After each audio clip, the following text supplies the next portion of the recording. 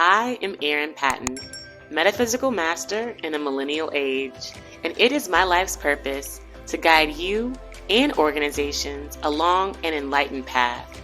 So I invite you to sit comfortably and tune in as I welcome you to the MetaBusiness Millennial, where we get the real conversations you won't get in the boardroom so that we understand this is exactly the path we need to be on in order to grow, evolve, and thrive.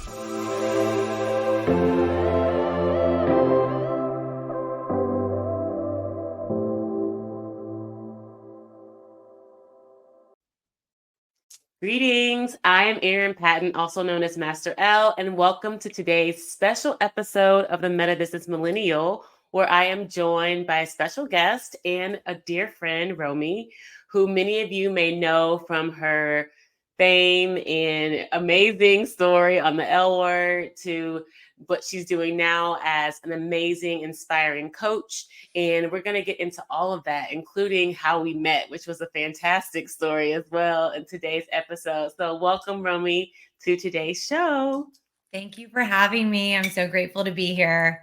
I am. Awesome. I've had you on my podcast. Yes. And I'm so excited now to be on your podcast. And we've had such beautiful conversations. And I was just like so excited to come on and chat with you. So thank you. Yes. And I didn't mention the name, but the F at Madres is Romi's podcast that she does with her best friend, Carly. And it was fantastic being on that show with them and talking to them about my own journey as a mother. And as we've seen with Miss Romi, she's gone from the L Word to motherhood to now having the podcast. And I want to just talk very briefly about how we met. And then we can get really into like her own personal journey, because I just feel like this is a great story and also a testament to how we both evolved. Let's just put it that way.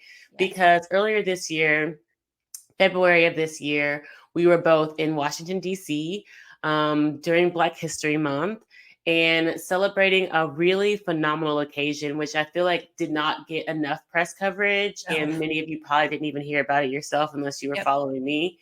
Or Romi. Thank you for saying that. Thank you for saying that, because it did not get the attention it needed at all and deserved. Yeah. And essentially the event was a reunion or rather a congregation. Coming together.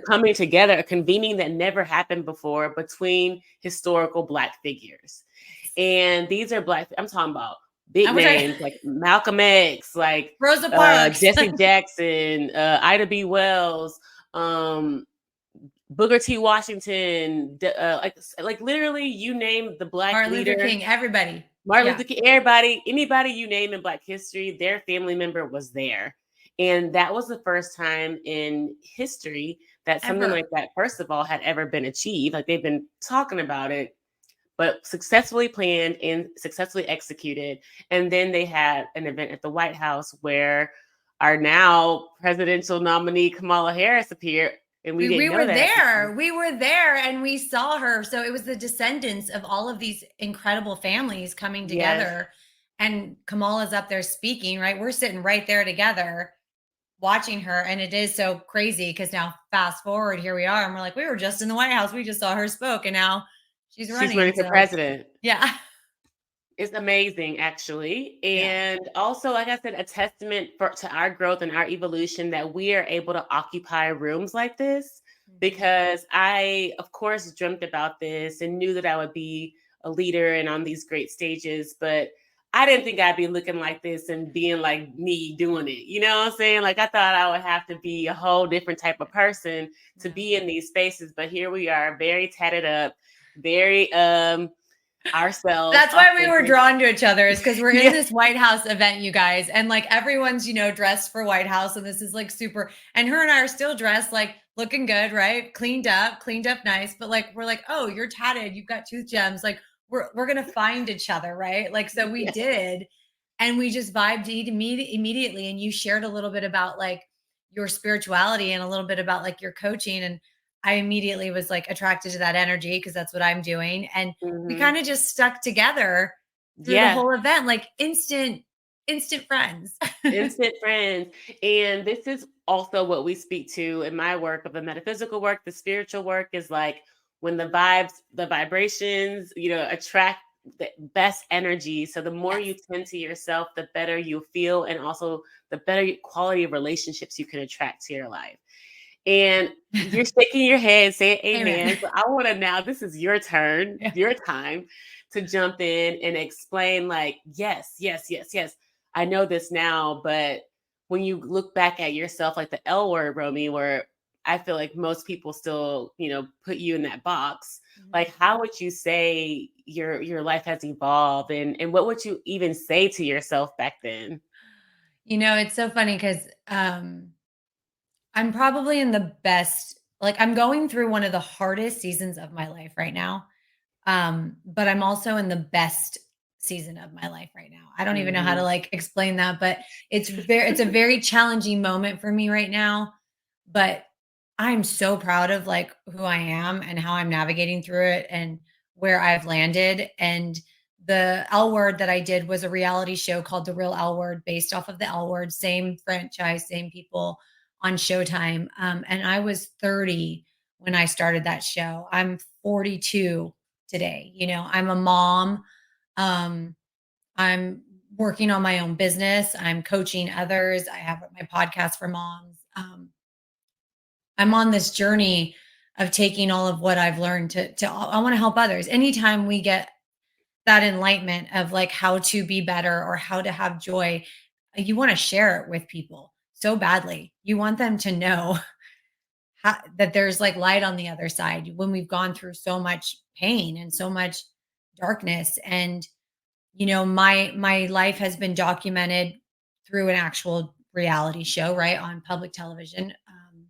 And then I've always kept my life really open afterwards on social media, just because that's what I got familiar with, was sharing Mhm. my journey and sharing my life. And that was how I've been able to, kind of create the things I've created. But there's a plus and a negative to that, you know, um, because there's only a certain amount that people really can understand or know of you. And there's so much they don't know and so much you don't share. And I've had a lot of negativity around my sexuality and around my relationships.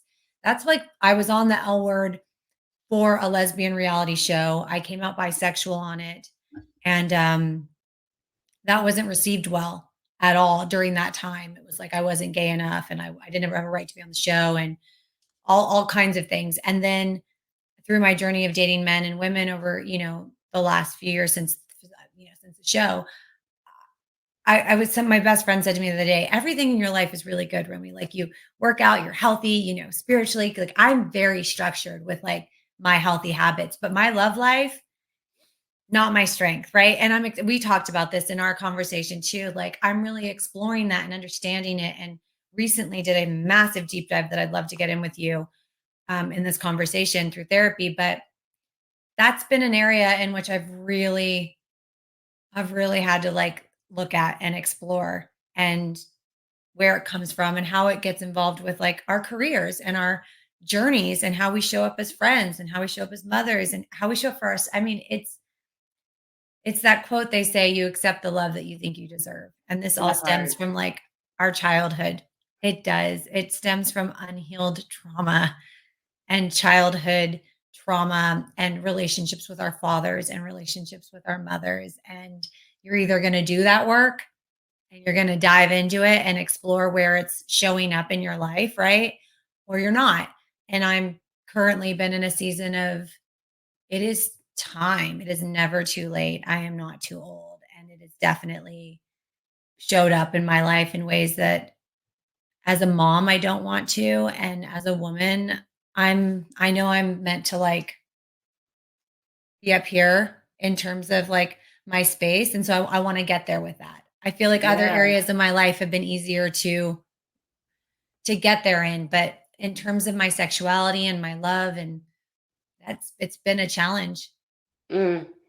And I love that you're so vulnerable about your journey, because I feel like one thing that people don't want to talk about as leaders, as business owners, as celebrities is their love life. Okay. Like it's so funny because that it's like but when you're a public figure, like everything's public. Yeah. And that's something that you know and understand, and you do a very good job of like putting everything about yourself as much as you can handle out Yeah. there for people to know. And Yeah. so with that, I really would like for you to go ahead and go into that deep dive of your therapy journey Yeah. and like how that started to unlock and unpack things for you, particularly as it related to like your love life and your sexuality. Yeah. We had this conversation and I think I'm going to put it out there on here because we talked about it and it's probably going to be received in some way or not way. But Hmm. I and this is me, of course, chopping a big story into a smaller story for the sake of this conversation here. But you know, I was raised by a very untraditional father, very masculine, toxic Mexican father. Boxer, came out of Vietnam. My mother was this OC white girl. My father was this like Mexican boxer, right? Like this combination that came together. And my mom was very young. My dad was 12 years older, and they got a divorce when I was 6. That divorce, I had no idea had such a significant role because it's the one thing that comes up every time I'm in therapy. Every time I'm in a deep dive, I'm like 6 years old, reliving this moment. We Mm. don't realize how much it affects us, right? And my mom, I have 2 special needs brothers, and my dad was kind of not around. And so I understand as a mom now, married a woman, raised me with a woman who took care of us, who gave us a really good life. She went from welfare to not welfare to a very To Bel cushy Air. to Bel Air. Basically, I was the Fresh Prince of Bel Air. No lie. Okay. Like overnight, I was like, okay, but I was a young kid and it really it gave me a beautiful life, but it also gave me a lot of complications. I Of course. understand my mother's situation being a single mom, having 2 special needs, 3 kids. She's like in her early 20s, right? Like going to school, working at Blockbuster. She took her chance. But in that, I was raised with her with a woman that wasn't a real relationship of love. I knew that growing up. I witnessed that growing up. My mom didn't love her that way. But it was good and it was fun and it was whatever. And I grew up very much in the gay community and that culture and arts. My stepmother was in the music industry, so we grew up around all the singers in LA, during the 90s, and that was my world. So I started to have really unhealthy relationships with myself at a young age, and then drinking and depression and finding self-love through sex and through relationships with men. And I was young, and that was something that's been very clear to me recently, just my addiction to even men, and that at a young age, and where was that coming from and why was I seeking that so young. And I got hurt really young. I was very sexualized as a young girl by people in our industry and people in that were older. I was, a lot of things happened to me that at a young age, some of us girls do experience, and it turns sex into something that it's not supposed to be. Hmm. And I can recognize that now. I didn't recognize that then. Being a mom to a daughter, I'm super hyper focused on this type of stuff because I grew up with those experiences, right? So I'm super sensitive to those things, people, and never wanting her to ever experience any of the things I experienced. And then, after many bad relationships through my teens into my 20s, I ended up in a relationship, as you and I talked about, with a celebrity brother, right? So that's how I ended up at the White House. Is I was with a celebrity brother, a celebrity son, somebody who's in that place when I was a young girl. We fell in love, and it became a really traumatic relationship for me at a really young age. Lots of abandonment from it, lots of sexual shaming put on me at the age of 20 for not being a virgin and not being pure, and all the things that, like, I was just too young to be put into that.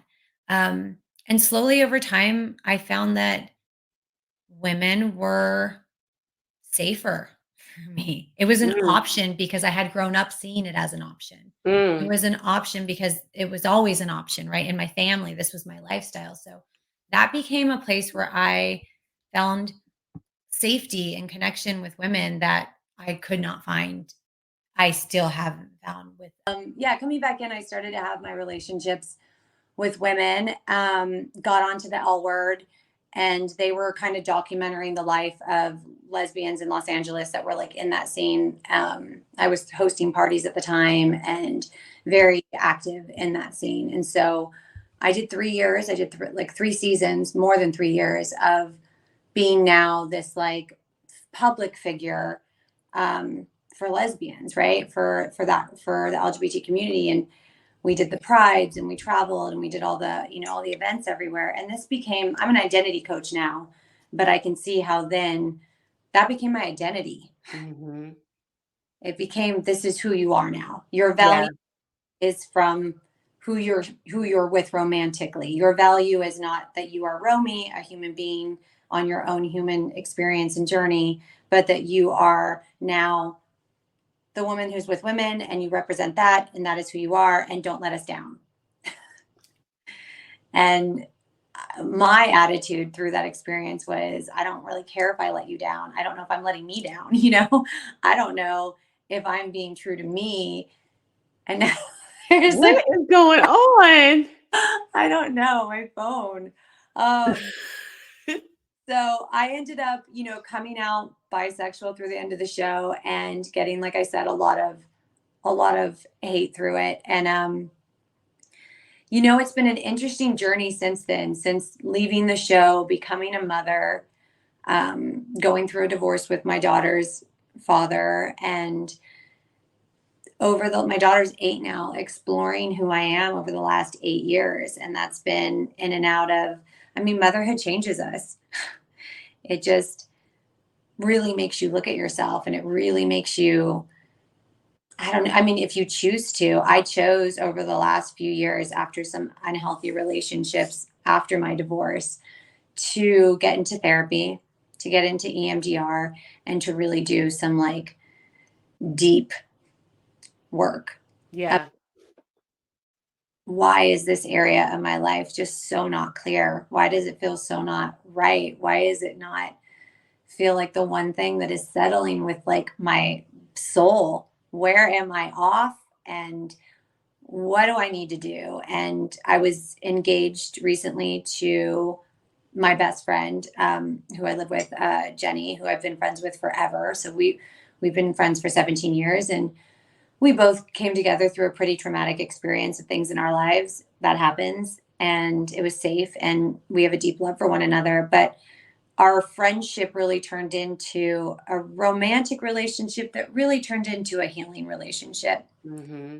We both really gave each other the space to heal. We both got into therapy. We got into meditation, breath work, all the weird who things that we like see. That's what we got into. All the woo woo. Yeah, all the woo woo stuff. Like, it helps. It works. It really has been beautiful. And we've shared this beautiful journey of healing, her with her mother issues and me with my father issues. And you and I talked about this a little bit, and I haven't even spoken on it like publicly yet, but I've talked to my managers about it as well. I'm writing a book right now. I'm, working on my YouTube page, I have my podcast, I'm coaching, I'm back in a new coaching program. I'm just continuously learning, but I really don't think that I am like supposed to be with a woman, nor do I think that that was really actually a big part of my identity. I think it's okay to acknowledge, and this is where I'm going to get so much hate, but it's okay to acknowledge that some, yes, are born that way. And that is like Jenny was definitely born that way. That is, where she is at in her direction. But some of us, there's a lot of trauma and reasons why we go that way or don't go that way. People that are in the closet and hiding and hurting themselves, and people for not being true to themselves. And then me really not giving myself a chance ever because I'm so not dealing with my issues with men. I'm so not facing my issues with my dad, and I'm so not willing to look at that until recently to come out of it. And like my therapist had asked me, he's like, like, do you even think that like you're gay? And I'm like, I don't know how to say that I'm not, because that's all I've ever said or identified as. And that feels like I'm emotional now. Like that feels almost like wrong for me to say. But Mm, in the core of my heart, I think it's okay for people to say, hey, that was a direction that I took because of unhealed trauma, right. as it was safe and it was a loving space for me and it was a comfortable space that I grew up in. It was what I knew. And I was just too hurt by my relationships with men. My father passed away when I was 2007 or in 2007, and I never did any kind of healing around that. Never worked through the grieving of it. Drank, numbed myself out immediately after he passed away. At some point, that stuff is going to sneak up on you. Yeah. And I love the thing that you kind of the kind of theme of the conversation was around your identity. And you already said you're an identity coach. And I honestly didn't even know that existed before I met you, to be honest. I And made it up for myself. but it's a thing, okay? It's really a thing. I've seen it now that you're into doing it, there are other identity coaches out there. I just, And I feel like for you and in the healing, it was really around healing your identity that awakened this sense of, okay, wait a minute. I was identifying my identity was my sexuality. But first of all, like, what even is my sexuality? There was so much confusion around that. And so it was like, first of all, you had to be clear about who you were. And I talk about this so much on the spiritual path because fundamentally, our evolution is all about discovering, uncovering, revealing who we are, who I am, who you are. And the more you're doing that, the more you're seeing, wow, it's so much different than I was programmed to be, than the world around me was even the actions that I engaged in for decades. Like, so I really want to speak to this part in your journey around this identity work because it's so new for even for me, but for listeners likely, and how this, if you can just kind of start from the beginning and just talk more about the identity aspect of the yeah, work. I think that has been, it's funny because my identity has been my identity, like it's always been about like, I've always been very unapologetic and loud and in your face, and I don't give a, and that kind of attitude that like, I had to also look at why I was that way. That's always going to be that like baddie in me. That's like, Of course. my like core being and my wild probably nature, right? And I think my therapist said it like we have like generational trauma. We're holding generational trauma from like our ancestors, right? Like I don't know what I'm holding from all those or what kind of fighter I have in my blood, but I have one. And I'm always challenging, I'm always evolving. I'm never afraid to like become something new or try something new. I've never been afraid of changing my identity. So many people are very locked into it. But the one area that's been hard for me is, my identity around being a lesbian or gay or bisexual or whatever it might be. And I receive the most attention and I'm well received best when I'm with a woman. So that's always been really hard, just even in my career, right?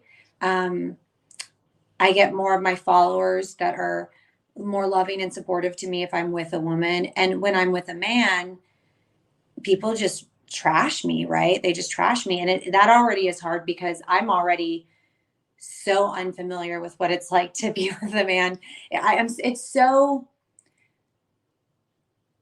I don't know how to explain my relationship around it. And I think because I've avoided really exploring it by just being safe with women or jumping in and out of men and then running, and I'm not that. And it's just, this is now the first time that like even my best friend Jenny, who's like loves me, is like, it's your time to like fall in love with you. It's your time to like know that that is out there for you. Like I had that dream of, a father and the husband and the house, right? For our kids. Like I grew up with that picket fence dream that like, I have never seen it, but I imagined it as a little girl. And I've never believed that a man could love me for all of my big life, my big personality, the things I've done, my loudness, my time on television, my marriages that have failed. I've just never felt like somebody would be able to see me and hold space for that unless it was a woman. Mm, Of that kind of love and nurture, and we rise together, which that's me holding myself back. So if Yeah. identity coach and I'm going to work with people, which is what I do. I work with people in terms of who do you want to be? Who are you not showing up as? What Mm-hmm. vision yourself as? That's who we want to walk into. Not Mm-hmm. you're in right now. Because a lot of times moms, we identify as moms now. We identify as someone's wife now. We become that and we lose the journey as a woman of like who we are. We're not just moms. We're not just someone's wife. We are powerful women in our own beings that are trying to figure out our soul's journey and who we want to become. And I think I share this space with women to say, and men, who do you want to be? And if you don't want to be that person, then let's change it. Let's change it. Let's get a grip of who it is you want to show up as. And I love Joe Dispenza, and he, basically his message has always been like, once you decide who that is, then live in that. Live in that Yeah.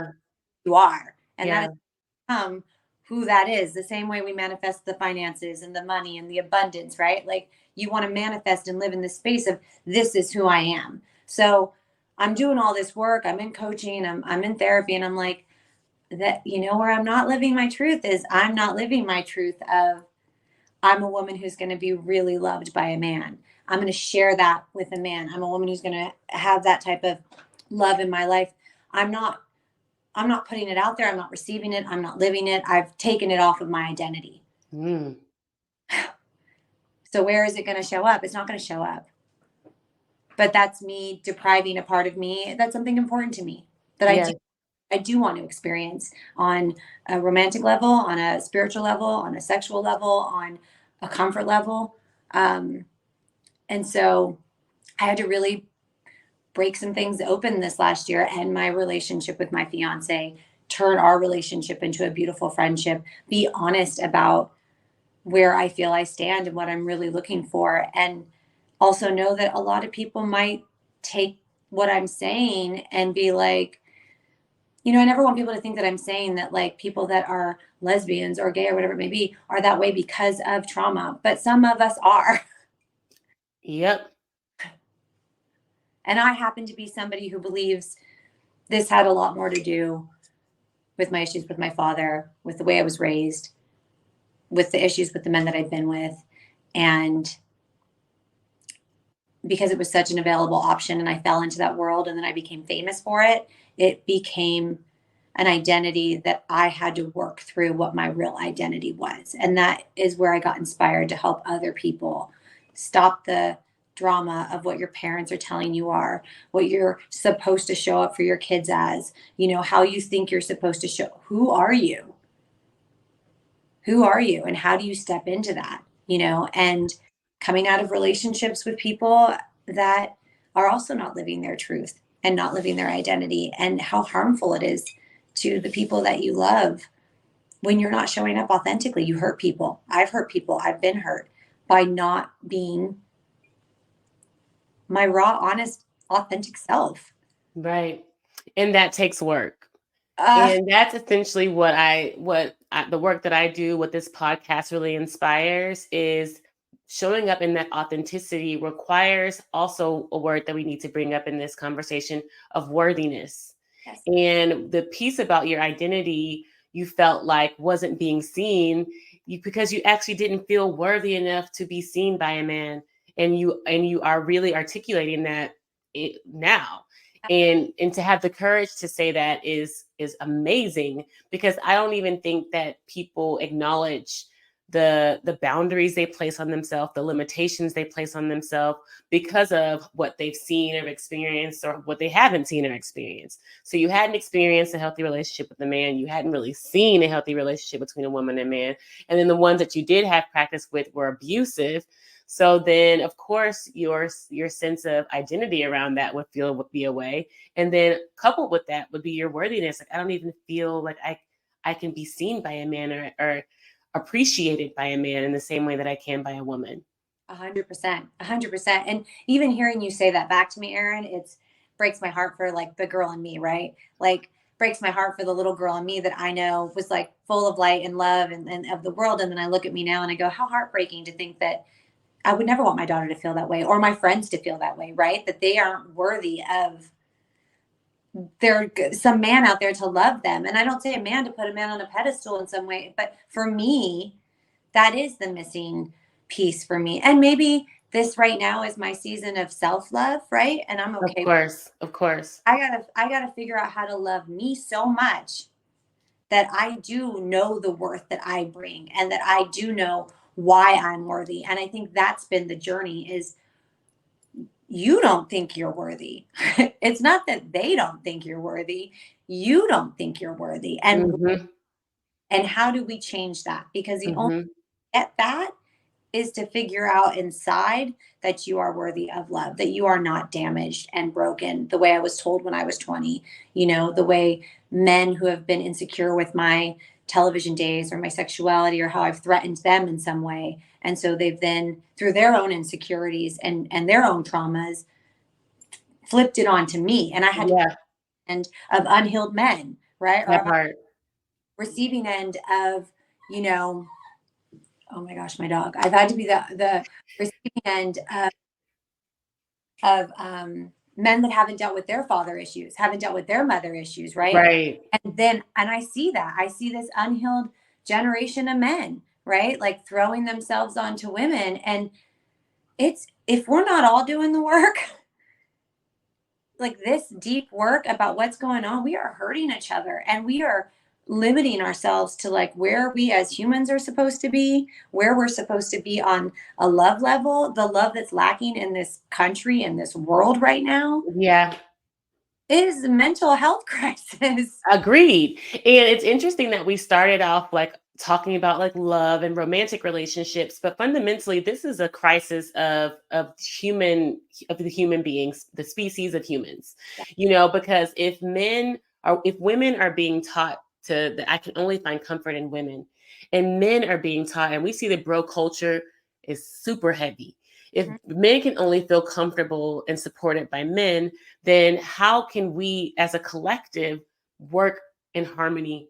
And I mean, I know this sounds like so cliche and utopian, but fundamentally, we're business women, we're business people too. We need to be able to work with each other in order to get shit done. Yes. And if there is a lack of fundamental trust between a woman and man, things are shit not going to get done. No. And that's And what, this is when you talk about the state of the world, the state yeah. of the country, there is so much division just among us in our genders. You know what I'm saying? And this is something that obviously, coming from where I come from, I see it as an agenda, as a conspiracy. Like I'm a conspiracist when it comes to this, because why is there such an attack on the woman and the feminist, and why is there such a secrecy and a bro culture?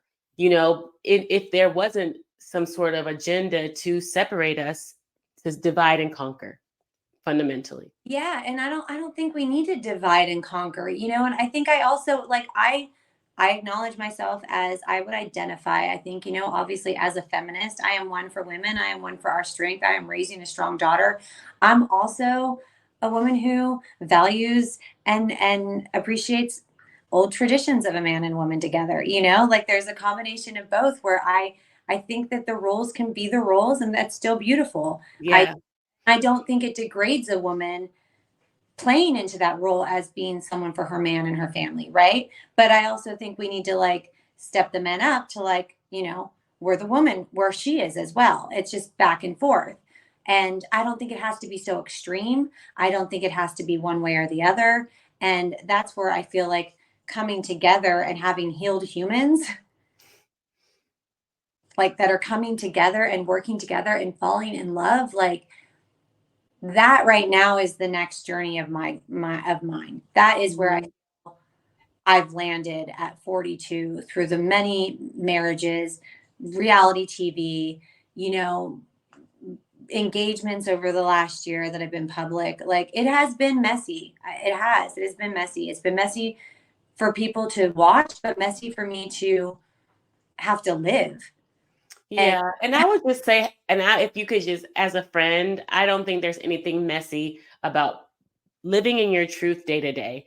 You already know how we move. We go through lifetimes in a year. yes, So, I mean, so for you to have experienced all of this in a year, to me, is far from messy. It just signals to me accelerated growth. And I feel that. Thank you for saying that, because I feel that. It's funny because I had somebody this morning or recently say, like, you just have a lot going on. Like, it's a lot. And for a minute there, I kind of like was insulted and offended, because I'm like, oh, it is a lot, you know? And then I was like, but I know myself, and it is a lot going on, but it's so big and so good that, like, what you might visualize as a lot is about to explode into something really beautiful for me. Yeah. It had to be a lot. Yeah. It had to be, in order for me to break into that next identity, that next person that I'm supposed to be. I'm really big, Erin, about evolving. I don't want to be stagnant. I like to learn. I like to grow. I'm not okay with just settling Right. anymore, even as like a woman, as a mom. And if it looks complicated to others who are okay with a very, Mediocrity. mediocrity. Seriously though, like if I look loud and it's too loud to you, just let me live, because this is my journey, and I'm not out here trying to hurt anyone anymore. I'm actually doing the work so I don't hurt anyone anymore. You Mhm. know, I don't want to hurt others by my unhealed pain. It has never been intentional. You know, my harm in a relationship has never been intentional. And every other area I see myself just like grind and strive, and I'm a hard worker, and I'm like juggle 1,000 things, and I'm healthy, and I'm like, man, you're just killing it. But like, girl, this love life, like, when are we gonna fix this? Yeah. I mean, and that comes with the healing. It And does. I feel like, I mean, I don't know if there's anybody watching this that can say, married or single, that they have the perfect situation right now. No, no. So, I mean, for us, in talking about this is like way more than the average human person is doing, man or woman. Yeah. And so what we're achieving essentially through these conversations is the healing that we need to be able to attract the divine union partnership that we're all arcing towards. At least the divine beings are arcing towards. I mean, isn't that all any of us want?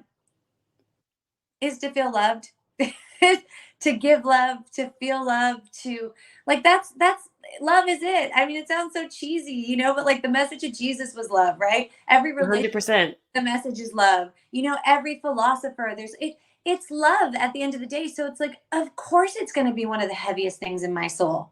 Of Hmm. going to, because at the end of the day, when this life is over, no matter how much success, right, no matter how much money, no matter how much we travel the world or get to experience the experiences that we get to experience, Aaron, like, without that real connection, whether it be with your friends or your family or your partner or your children, like, it's so stupid and cliche, but it is real. What do you have? You don't have anything. Yes, because on a spiritual level too, like we're able to see ourselves through the reflection of others.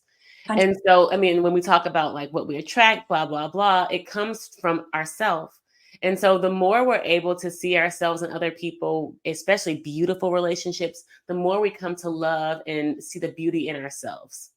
Well, it's, yeah, you saying that, I look at it and I go, if I'm going to look at the relationships I've had, you know, other than some of the incredible women, but in terms of some of the men I've been with, like, what a reflection to what I think of myself, which is not very much, right? Right. Not Exactly. why Exactly. And ever. this is why people hire you as an identity coach and hire me as as a business coach, is I'm able to reflect upon them the highest ideals that they could ever see in themselves, because they may not get it from their husbands or their wives or their mothers or their children. And so sometimes you have to pay for it and or invest in that for yourself. I tell my clients, like, you're paying to be here and check in every week. This is on you. What you choose to do with this time that we dedicate each week, and what you do with it, you've made this choice. So first of all, good for you for Yeah. committing to yourself and the time, and putting your money where you could be spending it on so much other crap right now, right? But putting it, Hmm. setting time for you each week to explore who it is you want to be and who it is you're not showing up as. Like, Right. same way I show up for my therapy, and same way you show up, and same way these clients come to us, like, this is, you can go on social media right now and spend your money, or get on Amazon. This is where you need to be spending your money. Exactly. And it shows self-love that you're willing to spend the money On on yourself, yourself. on your soul. Yeah. Like, not on your nails and your hair and all the things we love to make us feel good externally, right? But that Yes. where are you spending the money to make yourself feel good internally? Why isn't this prioritized? Why don't we talk? Why isn't therapy more available? Why don't we have coaches in schools? Why aren't we doing meditations in our schools? Like, where are we at where this has not been prioritized? And this is exactly why we get to an age and we go, I've never been taught any of this. How did I just learn for the first time in my 40s? It's always been available to me. How did I just learn meditation? It's always been available to me. Right. But your soul wasn't ready to receive it. And No. I would love to say that for people that are listening to, like, likely, if you're joining us and haven't been on this spiritual path or spiritual journey, and you're kind of curious about this meditation stuff, it's really just as simple as going for a walk in the park by your damn self. Yes. It's just doing stuff by yourself. Yes. Listening to those voices, you already know you're crazy. Well, Yeah. why don't you listen to those crazy voices, And that's how it starts. Like, that's how it started with Romi. She's like, damn, I'm losing my mind out here. I need to get some help. Same with me, losing my mind. I want to kill myself. These aren't my thoughts. Like, this is not me. I love that you said just like getting outside. I tell my clients, and there's a few times I said, I want you to just put your phone on like at home, and I want you to just go for a walk. I want you to leave it at home and go for a walk, whether it's 15 minutes or 20 minutes. Do you know what it's like to be in your head by yourself with no distraction? do you even? And Wild West. That's the Wild West. You walk outside your house without your phone, and you're like, like when we were growing up, we had to walk around and figure things out and get places, and like we got to get back to that, like that kid that is in us, that adventure. Like, where is life? Where are we leading? Like, where are we supposed to go? And the meditation has saved my life this last year. The therapy has saved my life. I'm a year sober this month. So the clarity, I know it's crazy. Like the clarity of going through the pain I'm going through completely sober is something very new. And had a heavy year, and I'm just feeling all of it. I'm just in it. Some days I'm bawling. Some days I'm happy. Some days I'm feeling powerful, and some days I'm feeling defeated. But like, these are the emotions that in order to work through the stuff, like they say, you got to feel through it. And I have nothing out right now. I'm just in it.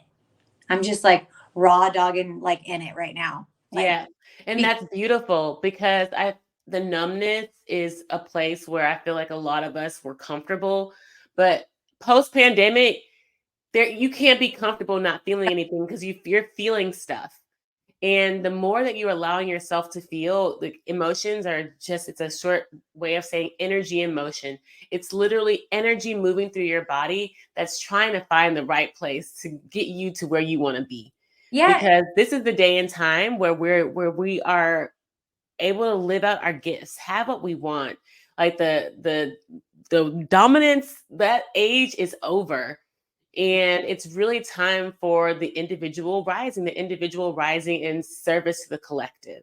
Yes. And so for us to be able to feel what we feel is necessary for us to be able to evolve, the sort of like the theme of this conversation, evolve and grow and be the best person that we came here to be. Yeah. You can't do it if you're blocking yourself. Mm-hmm. You got to release those blocks, whatever way you're releasing them, whatever those blocks are. If you want to get to that level, internally and in your life, you got to do the work. It is hard. Yes. You got to do the work. It isn't just granted and given to you. I don't think God ever intended to say, here's your joyful, perfect life and being, and you're going to skip through the world. You have access to it, but you're going to need to work, and you're going to need to practice every day how to access that and what blocks getting that. And that's when the like secret for me was like, oh, okay. And when Romi says the work, she means the healing work, not going to your computer and doing spreadsheets. I don't mean your job. I don't care about your job. I'm not talking about your job. I'm talking about that real healing work where whatever religion you are in, whatever you worship, wherever it may be, it all comes back to the spirit, right? It comes back to the God, right? That is in us, that is like accessible, that we are blocking. And you're not going to find joy. You're not going to find happiness if you are blocking it and seeking it from everywhere outside of you. It's like so basic, right? It's so basically taught to us, and it's so true. Yeah. And I want to just ask you one more, we got one more question. Yeah. And then we'll start to wrap it up, because a lot of people know you because of your celebrity fame. And I would love for you to kind of do, if you will, kind of just an opine, just like what's your opinion right now of the state of celebrity culture, particularly as we were reflecting on this identity and authenticity and really, feeling that love for yourself and letting that light shine. Because the reason why I'm bringing that up is because from my point of view, I'm in many ways an outsider looking in, kind of coming into it as an outsider looking in. I see a lot of unhappy people and they're smiling for cameras, they're twerking, they're doing what they have to do for the check. But, we're seeing people dying really young, like, like it's really sad in Yeah. my view. But I'm also, like I said, operating from a different space, whereas a lot of people are really bought into mainstream and really love and, admire celebrities. What's kind of your take on the celebrity culture, and what would be in many ways like your advice or in terms of people and how they look up to figures, even like you? Yeah. I mean, I grew up, in Hollywood. My mother was one of the biggest producers. She wrote jingles for all the TV shows. We had Boys to Men at the House, Olivia Newton-John. We went to the Grammys every year. Like I sat in the studio. Like that was my childhood. Was every Brandy would come over and babysit my sister. Like so, I grew up in that industry in Hollywood.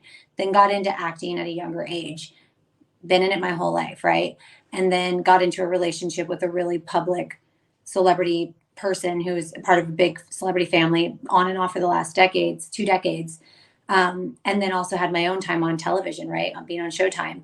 And then, I've dated, I've been around it, I've been exposed to it my whole life. It's just, I've been in it, I've seen it.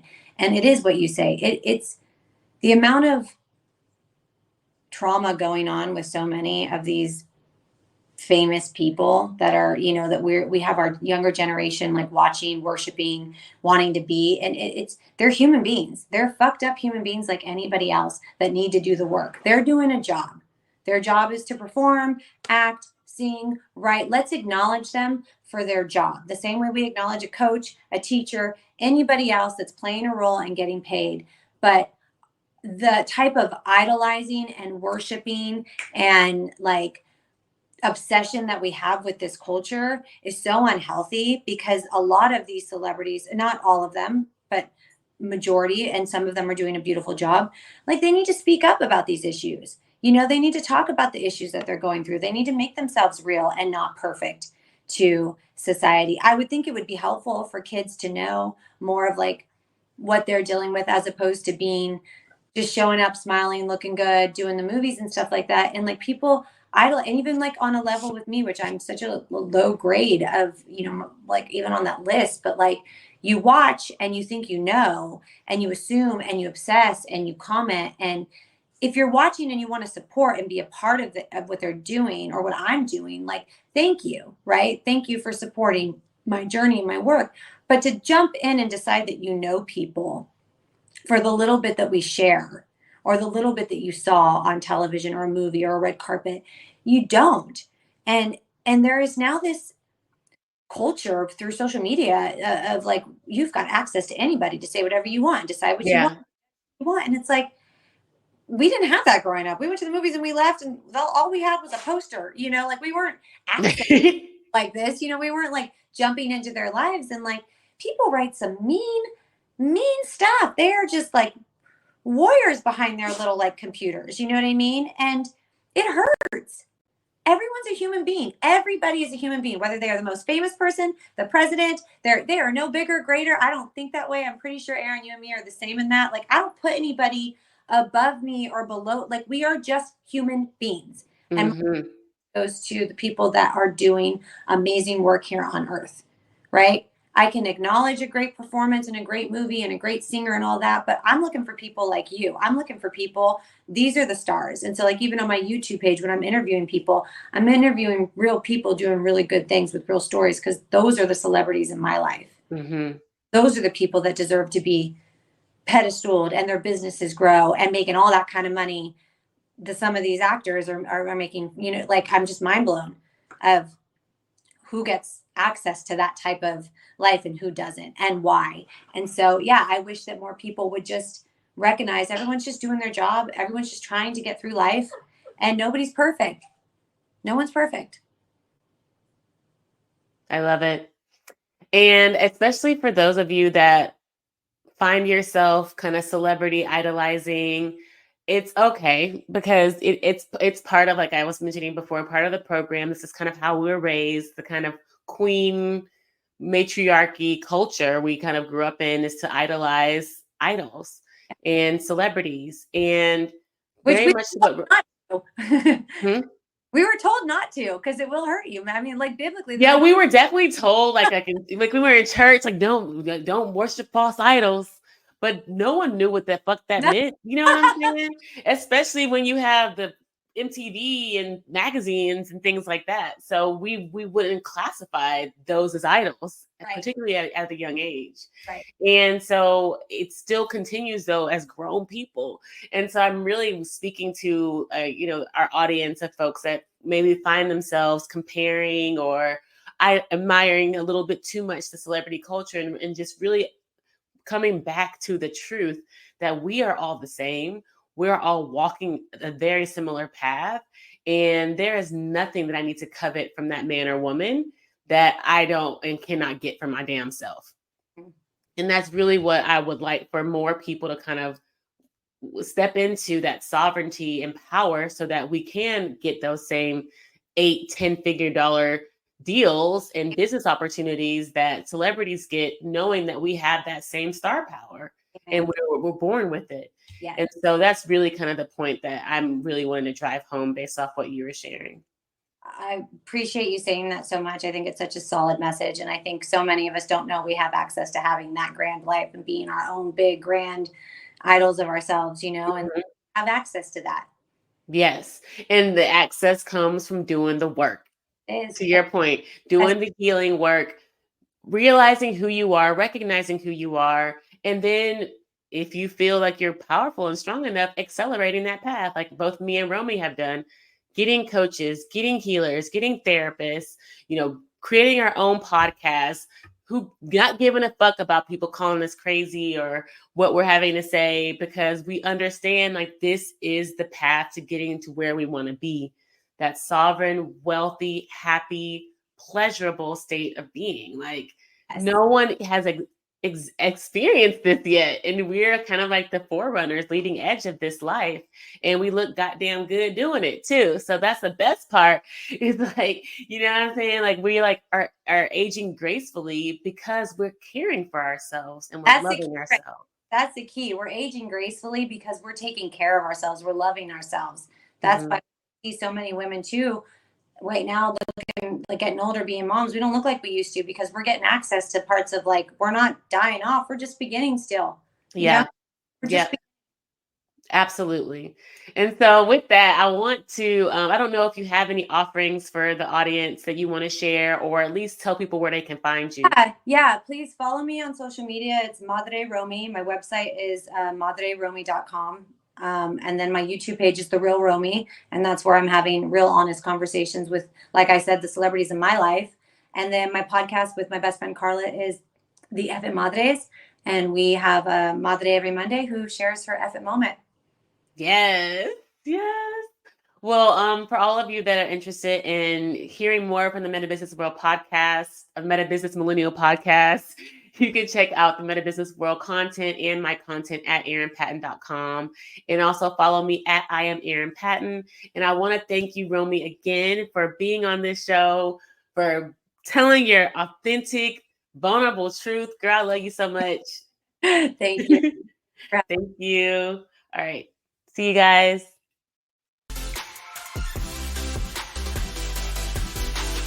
Did you really love this episode of the MetaBusiness Millennial podcast? Well, I am honored, and I appreciate you subscribing, leaving a review, and sharing it with your friends, because your feedback allows us to co-create more enlightened conversations. And if you're interested in growing your soul now, head over to my website, erinpatton.com, to find all the show notes, links, and free resources to get your energy activated today. In the meantime, stay bright, my friends. Much love and light. Peace.